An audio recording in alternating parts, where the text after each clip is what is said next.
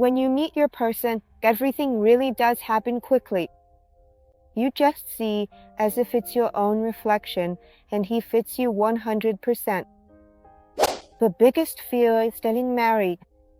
A lot of girls seem to want to get married, but deep down there's this fear. What will it be like? What if it doesn't work out again? Or something like that. A woman who has been betrayed, who has been cheated on before, still carries that trauma, that pain inside. Passionate love. You get into this relationship, and it feels like you can't live without him. I felt my own worth, my significance, my importance. It felt like you were loved, you know? And that inner sense of satisfaction that I did it, that I was able to do it. I found exactly the person I want to spend the rest of my life with. You know, when you work on yourself, no matter who you end up being with, those fears and doubts will always be there. But it's a different story when you deliberately face your doubts and fears and actually work through them. Because, in reality, everyone who comes into our lives is sent by God. And your husband or your wife is already a predestined person. The real question is whether you'll be able to accept them or not. Another thing is that we attract people who are just like us. In other words, like attracts like. If you notice that the person who has come into your life seems to have some flaws, it's as if you're actually seeing your own flaws in them. And here, the only thing to do is to work on those flaws within yourself. And the universe will respond accordingly. You asked if things happen quickly, right? But when you meet your person, everything really does happen fast.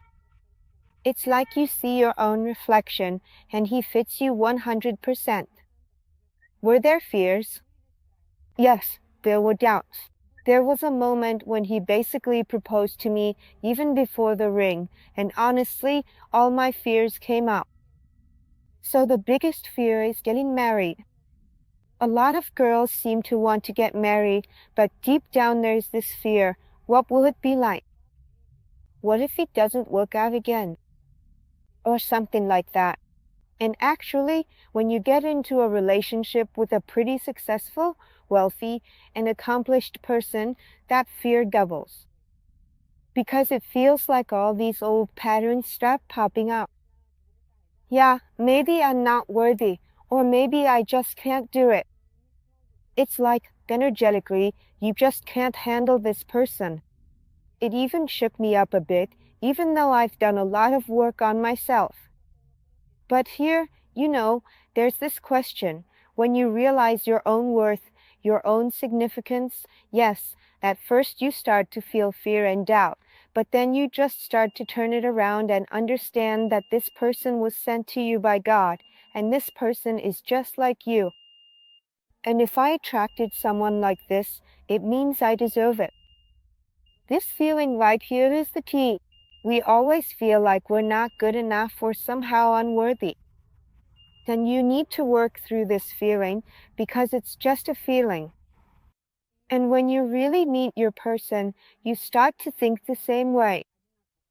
Sometimes we're texting, and instantly his phrase, my phrase, they just match up.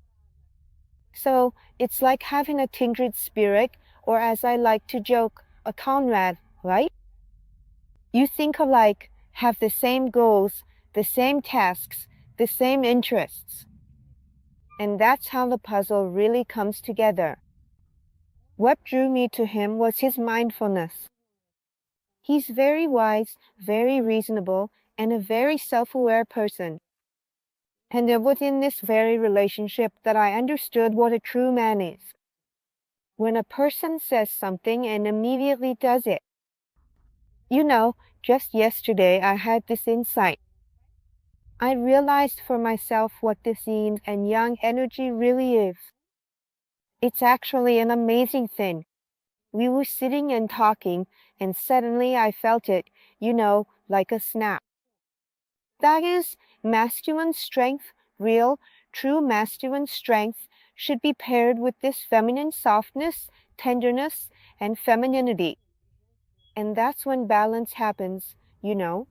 They go together perfectly. So, as I was sitting and talking with him, I realized this.